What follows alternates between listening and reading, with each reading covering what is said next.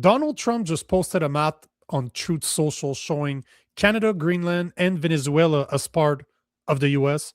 Hours later, Mark Carney's WEF 17-minute speech was directly targeting the US. It seems like Canada and the US are not about to make up.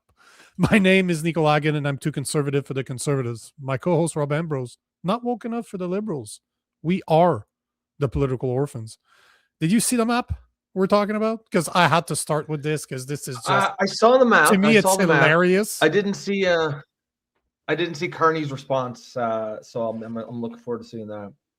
Well, when I say response, is that he was giving a speech today at the WEF because the World Economic Forum, the globalists are meeting in Davos, Switzerland right now.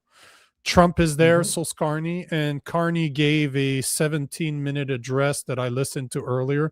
And I got to say, man, we don't normally play long videos, but I listened to it. It's really worth us doing a deep dive into it because what he says is literally a direct attack at Trump, but he doesn't have the balls to say it. But, oh, no, it is directly, his whole speech is about what the US is doing to Canada and the rest of the world.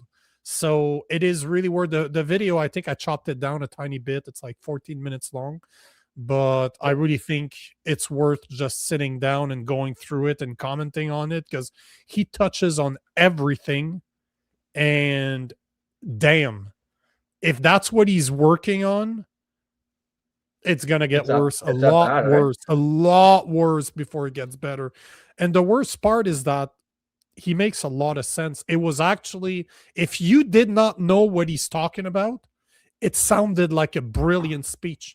Like he was actually I was actually impressed in the way he delivered it. Don't agree with anything he said, but you have to give credit where credit is due. He was very well spoken. You can tell that he's been working on this crap for a very, very long time. So interesting. We were supposed to have Jason Levine on the show. He had to cancel because he's sick. So that gives us the time to sit down and listen to this whole video, which we wouldn't have had time. So it's okay. But that works out. Let's start with the pictures that are kind of breaking the internet right now. They're actually viral. They've been viral over the past 12, 24 hours like crazy. And this is the picture we're talking about. It is a picture of Trump in a meeting where there is a map. As you can see in the back, I got a picture that will zoom in, but clearly Venezuela, the US, Canada, and Greenland are highlighted. It's the best map. Just the beautiful map. So this map is obviously going viral everywhere. It's obviously AI. But he posted this on his Truth Social, and the internet went crazy. Here is a zoom in version so that you guys can get a better idea. But here's the map that Trump posted on his Truth Social. What do you guys think? Of course, the picture is fake, like Cheeky Jazz. Trump looks bad as fuck in it. It's obviously AI, obviously. Yeah. Like the map was probably very normal, and they had it. They just asked AI to change it, but Trump posted it, right? Yes, that's why it's relevant. The picture's not real. What you're seeing right now, that is Trump's picture. He posted that as part on a post on his Truth Social. Which makes it relevant. It's going crazy. That is why we're talking about it. That's why the internet is breaking right now. All the liberals are going absolutely crazy. People that are for the 51st state are all, oh, it's going to happen. And then the liberals are going nuts. We're going to get invaded. But you'll see why I really wanted to talk about this and wanted to talk about the WEF speech that Carney made, because they're directly attached. Like Carney, you'll see, we'll talk about Greenland. He will talk about him and what he's doing to Canada. He takes no responsibility for it, but he's still, you'll see the The video is pretty interesting, but what do you think of that map? Do you think Trump is just doing what Trump does and trying to piss people off? It's Trump being Trump. He's an idiot, of course. It by no, like, if you're freaking out thinking he's going to evade Canada, I think you're playing into his hands. He's a master troll. He loves that shit. Yeah, he just trumps there. He just trolls everybody. There's no point in getting. There should be a verb. There should be a verb directly attached to Trump doing what Trump does. Yeah, he's just trumping. Yeah, see, let's say that. He's just trumping. Yeah, that's right. But here's the funny part, man. Because the question, I want the commenters to look into it. If you're not watching live, you're watching this as a replay. Let us know what you think. What do you think of that map? I'm going to put it again. What do you think of that map? Does that look good to you? Does that scare you? What are your feelings? For once, we're going to talk like a liberal. How do you feel about this map? Yeah, no, I'd like to hear the comments. I still, my position has always been, I don't want to be the 51st state. I'd rather just fix Canada's problems as Canada. I don't think he's going to invade Canada. I don't think that's something we need to worry about. And there's no point in worrying about, because even if he does, there's nothing we can do, right? So there's really no point in worrying about it. We don't need, like, if he decides to, we're fucked anyways. So all you can do is just go along for the ride and hope it doesn't happen, or hope it does happen, depending on your take. But yeah, I mean, I'd rather fix Canada's problems as Canada. There's a lot of comments. There's a lot. I've highlighted a lot of comments that are worth getting. Yeah. So my 2 cents is saying I would rather be American than Chinese. Well, and those are the two choices you would give me. That's an easy choice too. Of course. Claire is saying Trump's trolling everyone. LOL. That's exactly what I think too. Yeah, that's a good post. Foster is saying 51st state, so he seems to agree with that. There's a lot of comments, so we're going to take them. We have the time, so hold on. This one here. Sheridan is saying it's a good map, so seems to agree. Brock, I'm okay with this map, and I think he continues to say he's the troll in chief, but he often trolls before he acts. Yeah, that's good. I mean, that's a good point. Like, a lot of times, I think he throws a joke out there just to maybe gain to get the vibe and see how it's gonna feel. I don't think that's what he's doing. Like, I don't think this is a precursor to invasion of Canada. But it's a fair point. And then there's this take too, which from Rusty Wiener, who says, as an Albertan, he doesn't like either America or Canada. He wants Alberta and Alberta only to be part of America, but not the rest of Canada. Screw you, Canada, is basically what he's saying. Well, we love you too, Wiener. We love you too, Wiener. Yeah. See, that's another good point, because I was seeing that today. Oliver is saying I'd be happier if the U.S. bought Cuba instead of Greenland. I saw that take today. Somebody was saying, so why are we talking about Greenland when you have a communist country of Cuba that's literally swimming distance from Miami? And this is not a joke. It is actually, people have swam from Cuba to Miami. They're called wetbacks. Very racist. But still, there's a reason why they... I don't think that's the definition. That's what wetbacks. That is why that's why they call them wetbacks, because they could swim there. Yeah, it's super racist. It's super, super racist. Well, anytime someone says this racist, like, no, it's not racist. That's just what you call people who swim from Cuba. So yeah, that's not racist at all. I think it's been co-opted. Wetbacks definition: a Mexican who enters the United States illegally by wading across the Rio Grande. Disparaging and offensive. Even that's interesting. I didn't think it had anything to do with like a specific thing. I thought it was just all Hispanics. If you were a wetback, you were just that. I heard it first speaking about Cuba probably 2 decades ago. So, but yeah, even Sheridan is like, whoa, easy. Easy. I don't make up the terms. I just use them. I'm just kidding. I'm not calling anybody that, but I think it's a great term. So it seems that at least here, a lot of people agree would agree with that map. If you gave me a choice between becoming Chinese or becoming American, that's an easy one. Well, of course. But I mean, that's an easy choice. I don't think if those are the options, yes, of course, that's a no-brainer. But I mean, I don't think that's a choice facing us. We're not going to become Chinese either. The decision to get closer to China is certainly a decision that is worth criticizing, I think. But that's a policy, right? That can be undone too. The thing about Cuba, though, is there's no one to buy it from, right? Like Greenland, you buy it from Denmark. You'd have to buy Cuba from Cuba, and they would obviously not ever agree to that. So if you want Cuba, you're going to have to invade them. No, I mean, that wouldn't be the hardest thing to do. Trump, maybe he's up to the task. Cheeky Jazz.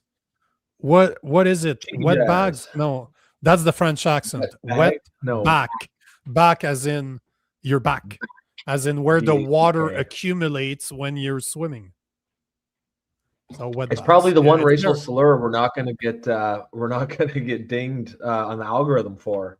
I don't think it probably doesn't recognize it as a slur, just because it's I don't think so. Words, right? Yeah. Wet and back. Doesn't mean we're going to say it all the time either, but we could if we want to. We're bringing it back, bro. We're bringing it back. Bringing the wet back. Have you seen? What's the name of the movie? They want to bring Porch Monkey back. They make a full skit about it in the movie. Clerks 2. Clerks 2. Have you never seen Clerks 2? No, I haven't. I saw the first one. The first one was really good. Oh, the second one's way better than the first one, if you ask me. It's rare that it happens, but yeah, he wants to bring back what did I say? He wants to bring back Porch Monkey. So yeah. It's a bit of a harder sell, I think. Yeah, you think? So a joke, preemptive strike, I guess we'll see. I'm not worried about it. I think it's hilarious personally that he keeps on doing it. Obviously he wants Greenland. I think that's pretty fair. He wants it. I don't think that's a joke. He also, if he's going to come after Canada, in my opinion, he's going to come after the Northwest Passage, like I've been saying for a couple of weeks now. He's going to try to get access to them as international waters and protect them, to protect Alaska, because he's going to say that it's a security threat to the U.S. because it goes right next to Alaska. And Russia and Chinese ships have been in that water. They use them. So we'll see. That's the only thing I see happening from it. But we shall see. But at the end of the day, it's still pretty funny the way people are reacting. It's either you really are for it, as you see in the comment section, or you're 100% against it. And we'll take a comment from Dan, because he's probably on the complete opposite of what we're seeing in the comment section right now. Trump is an unhinged egomaniac and cannot be underestimated. And frankly, I'm kind of disgusted that you would laugh about this map tweet. Well, there you go. The complete opposite of what of how we see it. Are you really, no, Dan, like as a serious question, because I appreciate that you keep on coming back. You're always commenting on the videos, even though you don't agree with a lot of things that we say. And I appreciate that, because that's the whole point of the show. The whole point of the show is to be able, it's not to be in an echo chamber, is to be able to have those conversations with people we don't necessarily agree with and do it politely. So what worries you about this? Because Trump is a troll. I think everybody can agree with the fact that Trump likes to troll, and he's like a child. If you pay attention, and I'm like that too. I troll people all the time in my personal life, and if you don't give me any attention, I just stop right away because it's boring. I'm not getting the reaction that I want to get. I stop because it's boring. And to me, the same thing's true about Trump. If nobody would have talked about this, it would have been probably the end of it. But because we're talking about it, he's going to keep on bringing it up and bringing it up. It's like, that is the best, most beautiful map ever made, just like you said earlier. So what has you worried then? Like, beautiful map. The best, most beautiful. I mean, map. I just, it's. I mean, it's just not like, yes, Trump's is egomaniac. I would definitely probably agree with that. unhinged. I don't think he's quite as not unhinged as he leads people to believe. You know, there's Richard Nixon famously employed what he called the mad dog style with the Chinese when he negotiated with them in the 70s. And he wanted them to think he was an unhinged, insane person because those are the people you really need to worry about. You know, if he was actually serious, he probably wouldn't be tweeting out like, you know, his plans like this. He would just do it. Yeah. He didn't tweet out maps of Venezuela, you know, with an American flag on before he actually invaded that country. He just did it. And also, I mean, I think it, you know, when I see this comment, it reads to me like someone who gets their, you know, who gets their psychoanalysis of Trump from mainstream media. In a lot of ways, he's not a complex character, but he's more complex than the mainstream media will play out. You know, one thing that stands out to me that's pretty clear for his personality is he really cares about this Nobel Peace Prize thing. For example, just to give an example, right? He keeps talking about this. I put out a tweet the other day where it started with, since the Swedish people have decided not to give me the Nobel Peace Prize, I'm going to, I forget what it was, but it was ridiculous. But it clearly is eating him up that he does not get the Nobel Peace Prize. I think he knows if he clearly cares about his legacy. You know, that might seem crazy to people who just hate Trump, but he's not an unhinged maniac. I think he understands how it would look for him. I think he understands he would lose the majority of Republican. I mean, there's a lot of Republicans who are vocally against him just for doing the Greenland thing. And he's not even really talking about invading Greenland. He's just strong-arming and bullying the Europeans. And there's a lot of Republican senators, congressmen who are really not comfortable with that. If we're talking, and that like bullying Europe over Greenland is orders of magnitude below invading Canada when you look at the grand scheme of serious geopolitical actions. So I just don't see this as a reasonable worry to have. And if, like, again, if he does invade, there's no point in worrying about it that either, because there's nothing we can do about it. They have the power to, you know, take us over within a day if they really want to. And nobody could stop them. That's the other point. And nobody would stop them. China wouldn't stop them. Russia wouldn't stop them. There's nobody. The coalition of European countries could not stop them, nor would they stop them. And you'll see Carney in his WEF address actually kind of addresses that.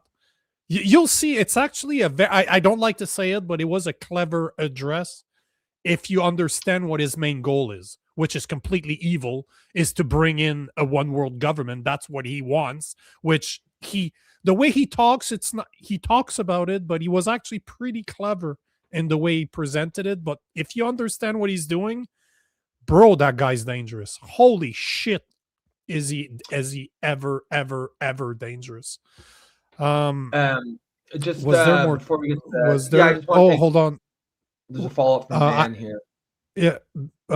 Before we do, let's just take this one because I agree with Glenn. Hey, Nico and Rob, everybody spank that like button. Yeah. Patriots and 3. Spank it. Spank That's right. it. Yep. Spank. If you like the show, if you like the show, spank the like. If you want to support the show, spank that like button. If it's your first time here, make sure to comment. Let us know that it's your first time here. Share the stream, but subscribe and stick around. Yes, you can donate. We have a QR code there that you can donate. Yes, you can buy a subscription, but at the end of the day, we want you to come back.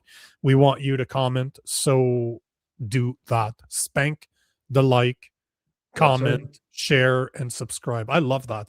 Spank the like. So that just shows that although Glenn might not comment very often, he listening. Yeah, appreciate that, Glenn. Oh, and we've got, let me take that there. Vince of New Scotland with a $5 tip says, Carney better not let China build a super embassy in Canada like the UK is. Appreciate the tip, sir. No, I agree with you.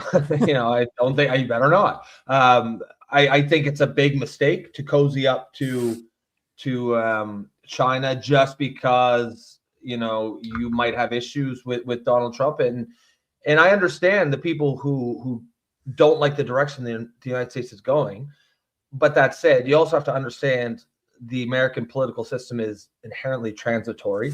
There will be a Democratic president again. There's no one president can fundamentally change anything for that long. And I think the Canadian-U.S. relationship, in a way that goes far beyond political, just culturally, is I think it's much deeper than any one single president could ever dislodge. So to run to China because one president is being mean to you, I think is a massive overreaction and a massive short-sighted move. And yeah, so I couldn't agree more about the embassy. But you got to be careful, because if you look at the 8 MOUs that were signed last week with China, one of them, I don't have them in front of me right now, and I don't remember them all by heart, obviously, but there was one of the MOUs that was stating to share information between China and Canada, as in what it had to do with security and emergencies. So yeah, no, absolutely not. And a lot of the people, I don't know for you if you saw that, but there's a lot of posts going on where conservatives are, hey, EVs. Even Doug Doughboy Ford talked about it, saying that we're going to accept 50,000 EVs a year coming from China. They're going to listen to us. They're going to watch everything you do. First and foremost, they all do already. Don't lie to yourself. All the EVs, all your phones listening, your TVs listening, whatever has a screen on it, has a camera, has probably a camera or at least a microphone listening to you. Yep. But what he was saying is not untrue, though. It's not false. I come from the telecommunication world, and forever we would not install Huawei, which is technology that comes from China. So we would not take their cell phones. We would not install their wireless equipment on our network, because they were known to listen. They were known to capture information and send it back to China. If you're not from that world, people don't realize that throughout the last decade or so, China has rerouted something like 30% of the internet to China. Well, then they block it at their borders, and then they filter it, and they have their own China internet. Well, the thing is yes, what you're talking about, they installed what we call firewalls at their borders a long time ago that can filtrate the traffic that's allowed in and allowed out. But what I'm talking about is that China's been caught multiple times rerouting like a third of the internet. It's called the middleman. The outside internet. The world internet, 30% of the world internet transitioned to China because they advertised. I'm not going to get into the BGP protocol and how the internet actually works, but all to say that the internet is based on a trust system. If you say, hey, I'm trying to reach those IP addresses, hey, world, I have those IP addresses. So China started, so China advertised. No, not even. We have a better route. It's called, there's less hops, there's better metrics. So they say, we have those IPs right here, so you can transition to us because we'll deliver that message for you. And that's possible to be done. And they were caught doing that multiple times and no consequences whatsoever. But that means they copied all that information. They copied that 30% that went through them. I mean, so people need they're very smart. China's not stupid. And every single Chinese company should be thought of as a mini branch of the Chinese government. The Chinese government has to be. Yes, and that's why like TikTok is a huge concern to anyone with understanding of the security situation there. I just want to quickly take this one from Chris, because talking about getting closer to China. He says Belt and Road Initiative will help build Canadian new infrastructure. So the Belt and Road is basically this massive multi-year Chinese development program that they generally use to develop third world countries in return for soft power and diplomatic influence. I'm really not comfortable sort of sliding into that role as like a third world country that China has. First of all, if China is developing your country, that's not a freebie. That's going to come with things. That's going to come with expectations. That's going to come with a cost. if we accept that. And third, I don't like, are we already a third world country? Like, we should be developing our own infrastructure. We're a rich country on paper, at least in theory. We should be able to do this. I don't, I think that would be very bad, because if we start allowing China to develop our infrastructure, that makes this shift towards China permanent. That's what really cements this and away from America. Right now, it's just a couple trade deals and some rhetoric that can be undone. But if we're accepting $20 billion to build that new dam or that new plant or that nuclear facility or something, we are on the hook for a very, very long time, and there's no going back from that. So I don't think that's worth it, in my opinion. This is already happening, though. I remember when they were in China last week and they were talking about those MOUs. There's a couple of the ministers that took some questions from the press, and they were actually explaining how China is already heavily invested in oil and gas in Alberta. Heavily invested. There are limits to how much they can purchase, but they are already heavily involved. So there's no surprise that Carney is oil and gas, because technically a portion of that oil and gas, it's theirs. Sure. So, and I mean, you can even, like, there is a difference between allowing some foreign investment into, some of your industry, although that becomes very problematic once you get to a certain point. I'm not sure exactly how much China is invested, but it wouldn't surprise me if it's past the point of being very concerned. But then it's even another step forward if you're allowing these guys to literally build your infrastructure, because that comes with all sorts of hidden costs that we won't even see until, of course, and it normally comes back in natural resources. That the CIA is renowned for having doing that everywhere in South America, to do that. Absolutely. That's what people criticize the CIA most for, is to IMF buy. There's a term for it. I cannot remember what it's called, but it's basically considered terrorism. You basically go to a country, you say, we're going to save economic hitman. That is that's a book that was written by a guy, by a whistleblower. That's exactly they go, ooh, economic hitman. Great country. Oh, you're having problems, huh? Problems with this river? Be nice. It's a big dam here. And then, of course, they float you predatory loans at interest rates you can't pay. They know it. And knowing that they can get your natural resources. Yeah. That's the whole point. So I'm not comfortable with China owning Canada more than they already do. I mean, China is very smart. They've got a multi-decade plan, and they're executing on it quite well. And the West needs to really pull their head out of their ass on this.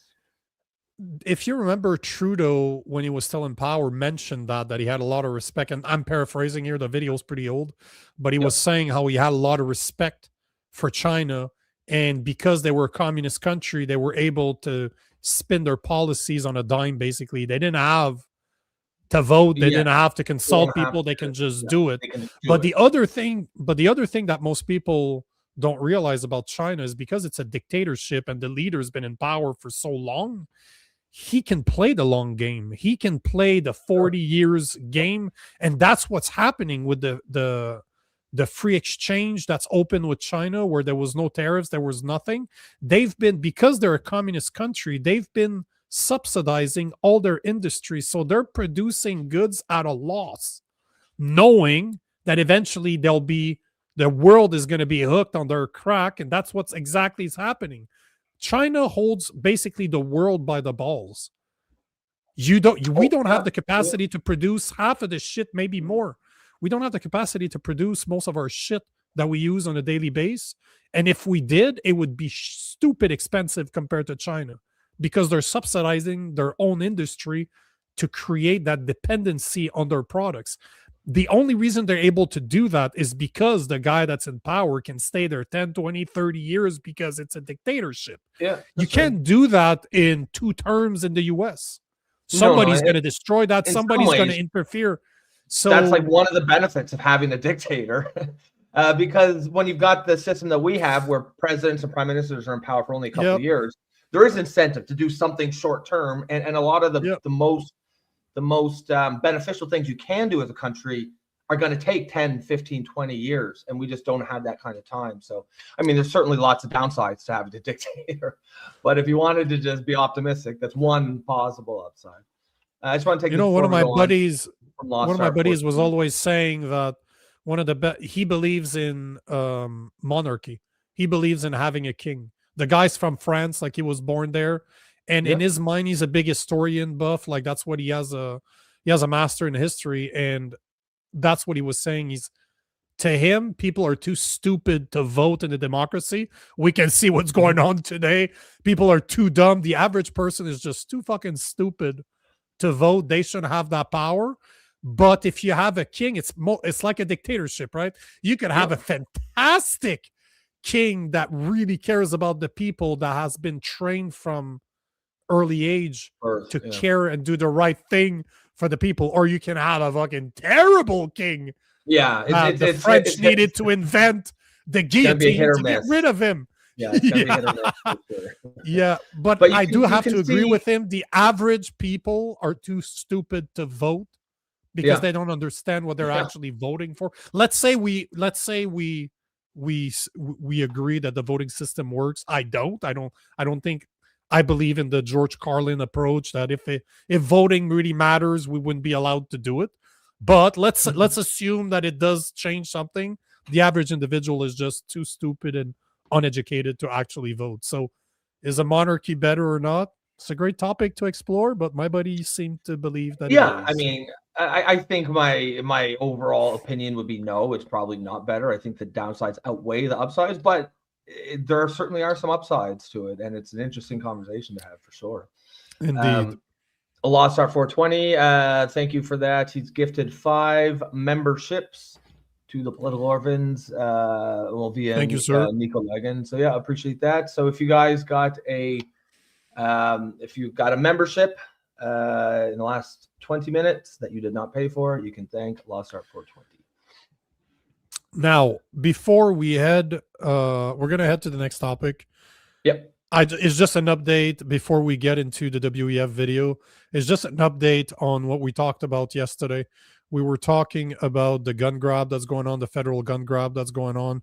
By the way, tomorrow we do have one of the directors for the NFA, the National Firearm Association, joining us to speak exactly about this, to speak about the federal gun grab that is currently happening in Canada. Mr. Hager is going to join us, one of the VP of, it's not a director, it's VP of communication.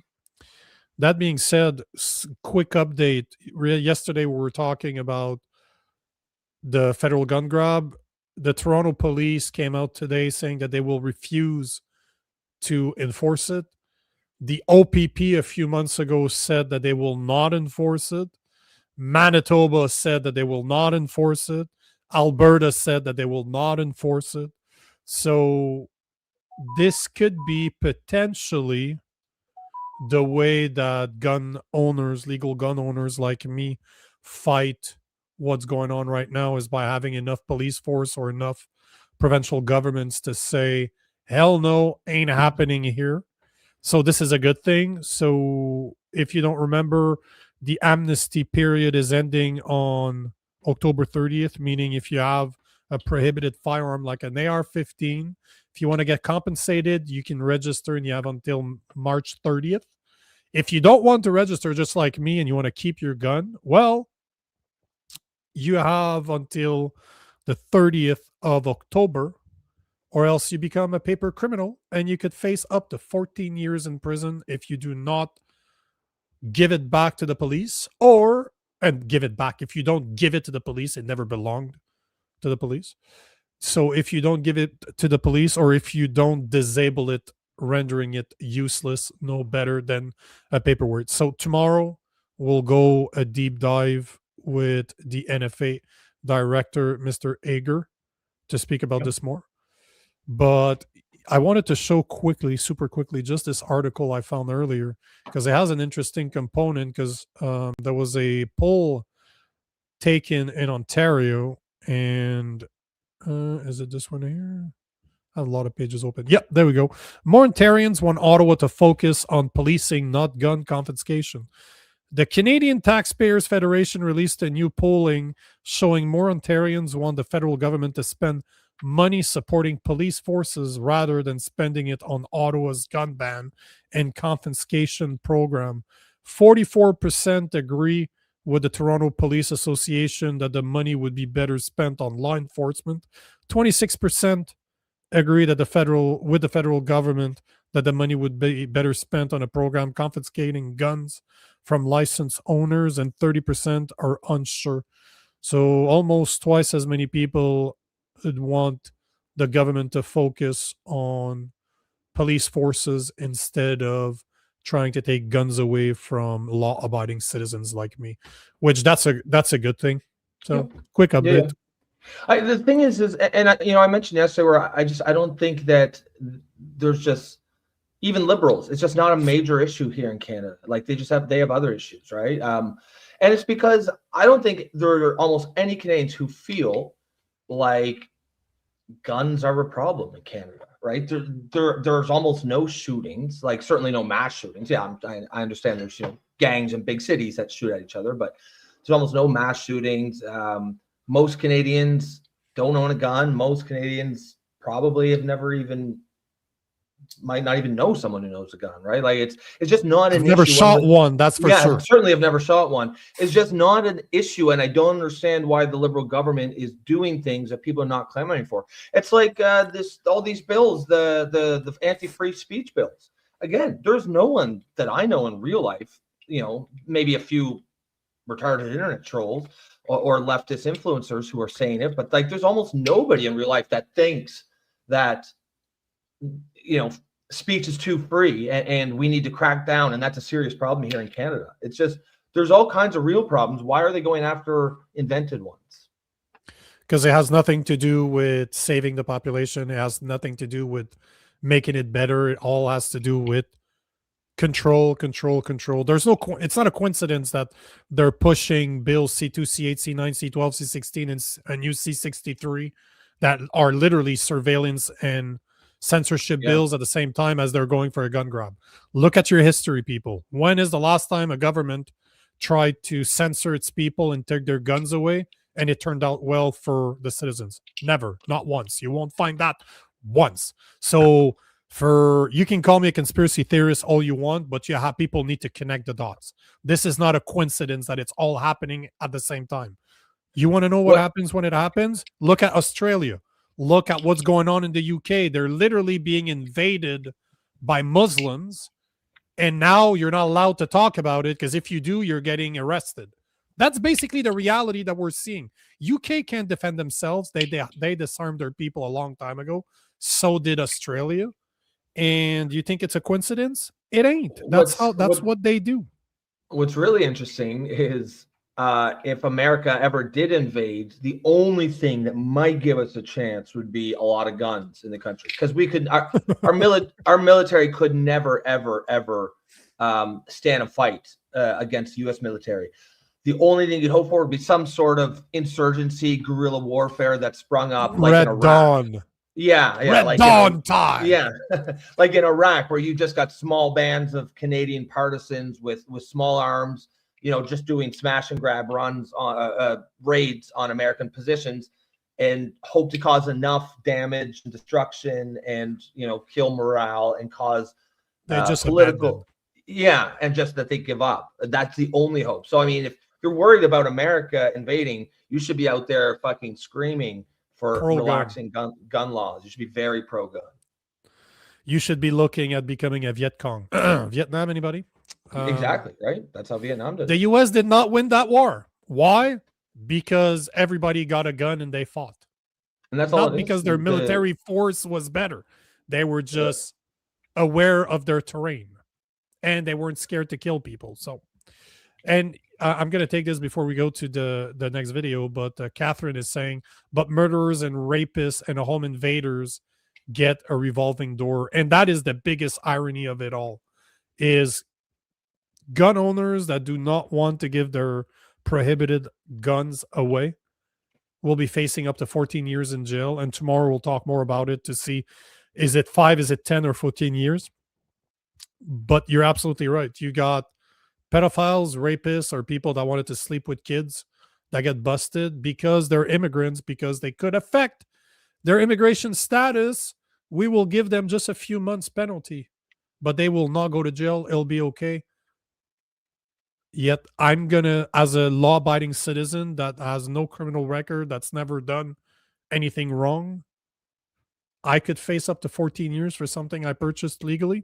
Makes zero fucking sense. You know that it has nothing to do with security. It's all about control. Is there another comment you wanted to take, or do we?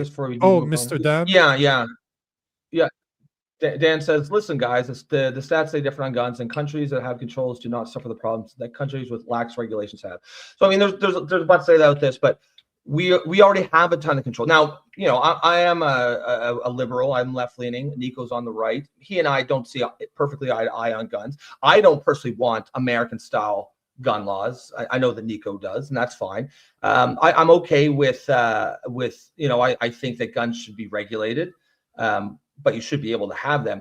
But our gun laws are nowhere near anywhere the Americans. So why are we doing more? Like, are you saying you're not happy with the gun laws that are currently existing in Canada? Are you saying guns are a problem in Canada? We're not talking about America's gun problem here. We're not talking about America. We're talking about here in Canada. Why is Canadians doing a gun grab? Guns are not an issue here. So I don't really get, you know, I don't like the whole point. One of my big critiques of the modern left is just there's no sense of, okay, we've gone far enough on this issue, let's stop. It's just always more and more and more and more and more. Do you not have a sense of gun control is just not a problem in Canada, and we don't need to keep going that way? I don't get it. You know, even if you look at the numbers in the US, something like 90% of it's absolutely insane. 90 to 95% of gun crimes in the US are either 90 to 95% of gun death in the US are either suicide or gun violence. Like gun violence as in gang violence, as in people that cannot have a gun legally. The big problems is not the people that owns gun legally. Guns, yeah. It's the criminals that are the problem. And no amount of laws is going to change because they're all regulated. That's what a criminal is. They don't respect the law. Because I traveled 30 states, give or take, over the past 4 years in the US. And I can tell you, man, most of the people I met, they own guns because I spent a lot of time in the South. And they're about as secure as people as you will meet. They know. I haven't met one person with a gun in the US up to now that owned it legally that worried me in the way they handled the gun or just the way that they were around their guns. I was never worried because they know how to use them. I know how to use a gun. I know how dangerous a gun is, but so do they. So it's that liberal mindset that all guns are dangerous and the spoon will make you fat. No, the gun's just a tool. It's not going to, I've never seen a gun load itself up, fill a magazine, load itself up and start shooting. I've never seen that. It's always somebody that holds it. And if you want to make that argument, we should ban cars because more people die of car accidents than they do guns. Does that mean we should ban cars? But it's interesting how it's always the gun that's being blamed when there's a gun-related crime, but it's never the car that's blamed when there's a car accident. Why? What's the difference? What's the fucking difference? I always find those very interesting. But tomorrow we'll have that conversation because we're going to be with an expert on guns and we can go deeper dive because I really want to show the next video because we have an intelligent audience. I would never show this video. This video is 17 minutes long. I won't show the whole thing. I just want us to get into it.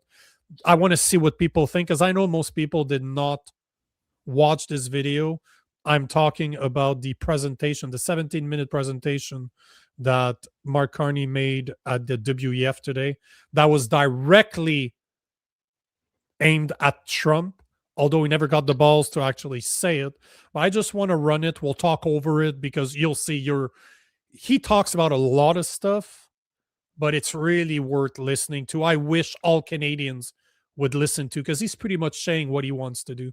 So here's Mark Carney at the WEF today, talking against the US, pretty much blaming them for all the problems that we have in the world. Today, I will be talking It's about not all in the French, rupture by the in way, world just the order, first like 1 minute. of the end of a pleasant And I spoke against over one part that we need, because he talks about the New World Order just in French. He doesn't talk about it in English. Today, I will be talking about the rupture in the world order, of the end of a pleasant fiction and the start of a brutal reality, where the geopolitics of the large powers is operating without restriction. However, I also put to you that other countries, including medium powers such as Canada, are not powerless. He's going to talk about that medium power countries a lot. That enshrine our values, such as respect for human rights, sustainable development, solidarity, sovereignty, and territorial integrity of all states. The power of the medium powers starts with honesty. It seems that every day we're reminded that we live in an era of great power rivalry, that the rules-based order is fading, that the strong can do what they can and the weak must suffer what they must. I wonder who he's this talking aphorism of Thucydides is presented as inevitable. Interesting he's saying this after cozying up to China. Logic of international relations reasserting itself. And he's also saying this the day before Trump gets his address tendency tomorrow. For countries to go along to get along, to accommodate, to avoid trouble, to hope that compliance will buy safety. Well, it won't. So what are our options? In 1978, the Czech dissident Václav Havel, later president, wrote an essay called The Power of the Powerless. And in it, he asked a simple question: how did the communist system sustain itself? That's very rich from him, considering he's a Marxist. Every morning, the shopkeeper places a sign in his window: "Workers of the world unite." He doesn't believe it. No one does. But he places the sign anyway to avoid trouble, to signal compliance, to get along. And because every shopkeeper on every street does the same, the system persists. Not through violence alone, but through the participation of ordinary people in rituals they privately know to be false. Havel called this living within a lie. The system's power comes not from its truth, but from everyone's willingness to perform as if it were true.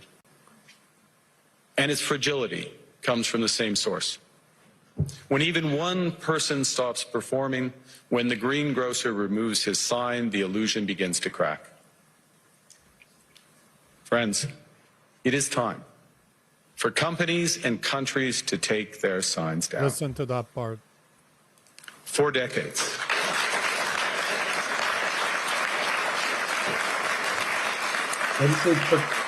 For decades, countries like Canada prospered under what we called the rules-based international order. We joined its institutions, we praised its principles, we benefited. What he means by the sign down is similar to the analogy that you use all the time about the naked king. If everybody puts it out there that the king is dressed, and people are just going to continue with the narrative.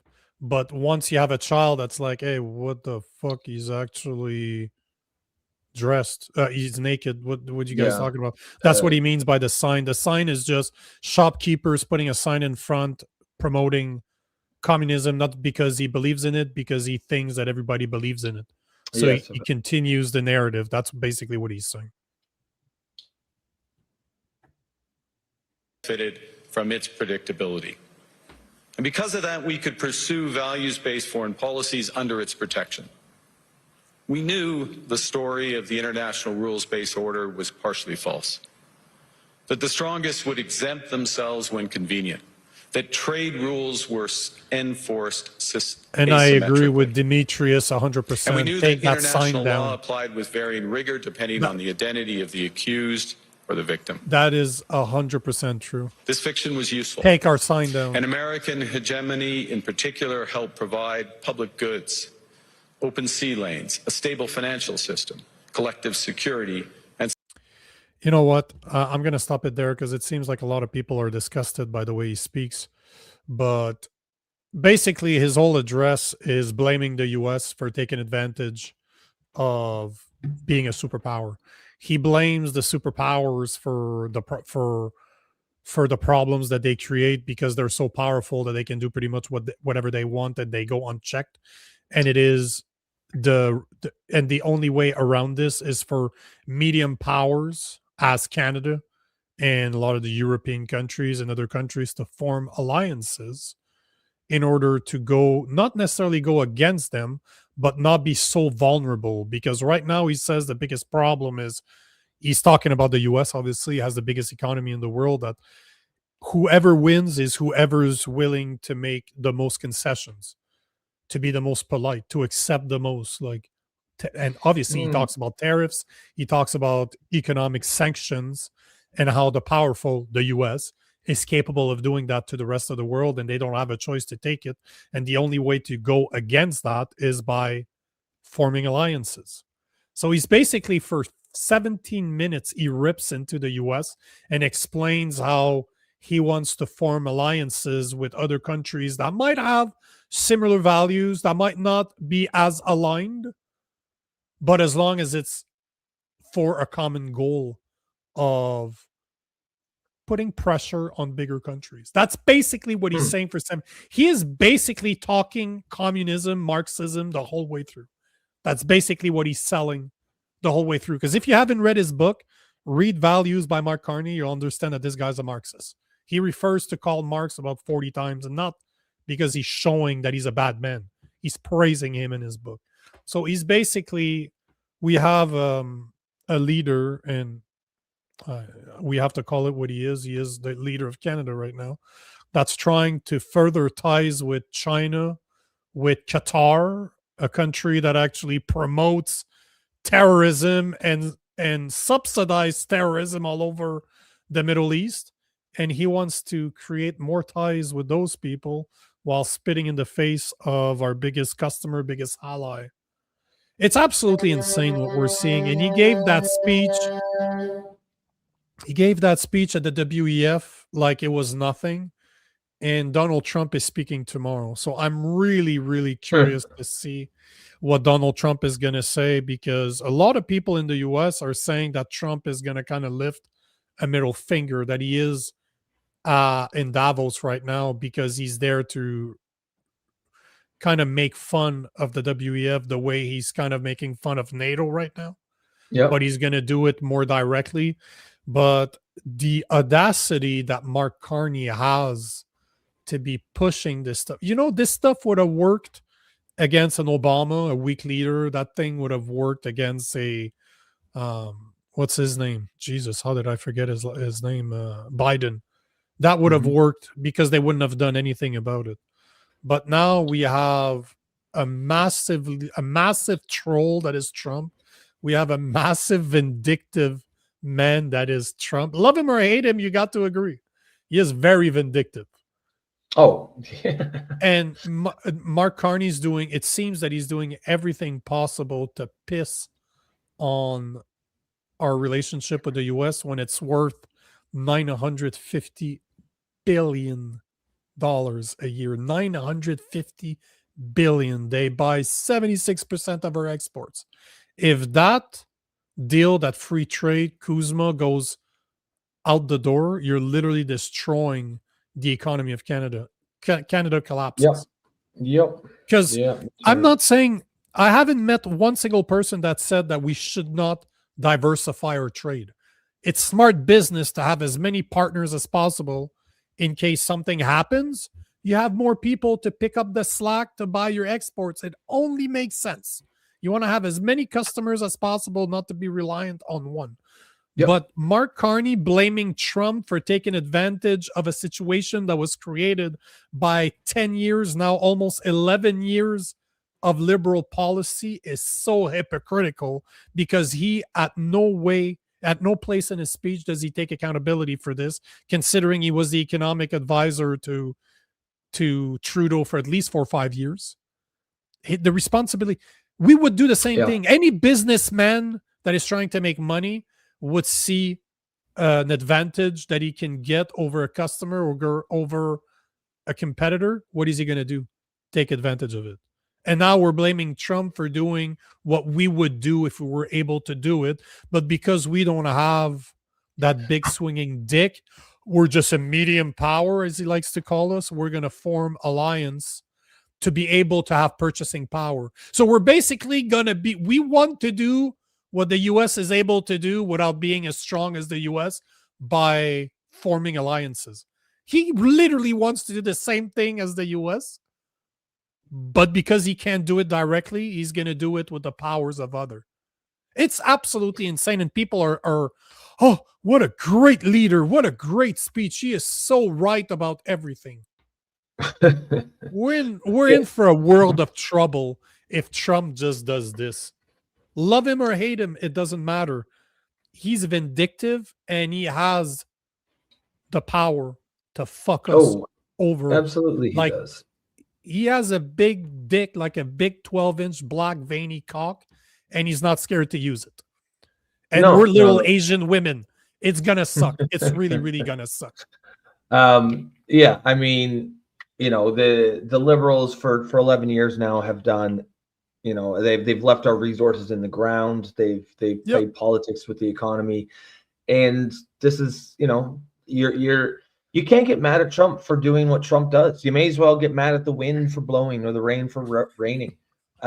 He's going to look out for Trump, and he's going to look out for America. That's his job. He's not looking out for Canada. And we can complain about it, or we can, you know, get to actually doing something, diversifying our economy, investing in our resources, in oil and gas, in minerals, you know, maybe nuclear. All these things to act like invest money back in the country, but I don't see any of that. But you cannot expect to do this over the next 3, 4, 5 years. It's going to take at least a decade of investment in order to be able to diversify. Should we be doing it? 100,000 million %. Do we have to do it as we're spitting in the face of our biggest customer, trying everything to piss them off? Fuck no. That's my problem. The problem is that he's doing everything possible to piss off Trump, knowing that he's vindictive and it's easy to piss him off. Sure. Yeah, of course. And I don't think it's smart strategy to kind of just pick at Trump and dig at Trump. It's just not. You know, get ourselves away from the American economy first, diversify us, and then if you want to, throw your weight around a little bit, then you can do that. But we're just not in any position to do it. And, you know, Trevor is absolutely right. Will never happen under net zero, and that's the problem. Here is why Mark Carney is so dangerous, because he believes that there should be a cost. There should be a consideration to, he calls it climate economic. There should be a cost to climate considered in every single financial decision taken at a country level. That is what Mark Carney believes. He said it on the TV. He said it on video. He said it in his book. But one of the things that most people don't understand is that Mark Carney was part of the board of trustees of the WEF. He was on the board of trustees when the 2050 net zero agenda was published and given to their members in 2019, 2020. He was on the board of trustees. So it is pretty fucking safe to assume that he was part of writing it.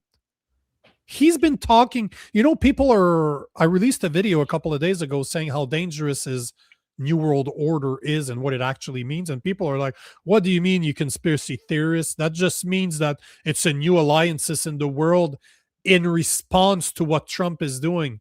I'm like, okay, cool. Did you know that he's been talking about a New World Order publicly since 2009? Was he anticipating Trump, or maybe it's something else? Funny enough, they never respond to my comments because it doesn't fit the narrative that the CBC is selling them. But all to say that he's been at this for a very long time, for almost 2 decades now. He was the UN Special Envoy for Climate Finance. Like, that dude has been selling this bullshit for years. And as I talked about on the show last week, just changing the technology, just starting the shift to the green agenda to meet the 2050 net zero agenda is valued at over $100 trillion worldwide, $2 trillion in Canada alone. That's the investment, and I'm air quoting here, that's the investment that our government would have to do in order to transition to green energy. $2 trillion. That's $7 billion a month, $80 billion a year over the next 25 years in order to meet the 2050 net zero agenda. He's the fucker that wrote it. He was part of the people that wrote it. So don't give me this shit that there's not an agenda behind it and that's a response to Trump. Trump wasn't the problem that he is today in 2019 and 2020 when that was released. So don't give me this shit. He is the guy behind the WEF. He was part of creating the WEF. That's how involved that guy is. He's not just part of it. It's insane when you start looking at what that guy did. He's been at it for so long, and Canadians are just like, oh, yeah, he's a banker. He knows economy. No, a banker is not an economist. They're two different things. But they believe what the TV's telling them, and man, we're in a world of hurt after these type of speeches, those type of alliances that Carney is creating. Absolutely insane. Yeah, no, it's I'm also, yeah, like everyone else, I'm definitely interested to see this, how Trump does it tomorrow, because it's going to be a big fuck you. And we will be talking about it. I will be watching the video, so we'll talk about it tomorrow. It'll certainly give us something to talk about. Guys, we're going to pin it there. Excellent show tonight. Tons of audience engagement. You love to see it. Other than that, folks, if you're new to the show, if you want to support it, please consider becoming a member. You can do that through YouTube for the low price of $2.99 per month. You can also buy us a coffee in your upper right-hand corner of your screen. And of course, another way you can support the show is keep coming back. Throw those comments in there. If you're watching the show today, you see that we get to them a lot. Comments that agree with us, comments that don't. And actually, just on that note, Dan, if you're still listening, I know you're taking a bit of heat in the comments, and that's fair. We encourage free speech here, but I just want to say, I do appreciate anyone coming here and putting their comments out, whether you agree or not. We always like to have a diverse range of viewpoints. So don't get scared off by that. Hopefully we'll see you back. And anyone else, you guys, the drill. Take care of yourselves. Have a great rest of your night. We'll see you tomorrow. Peace. Peace.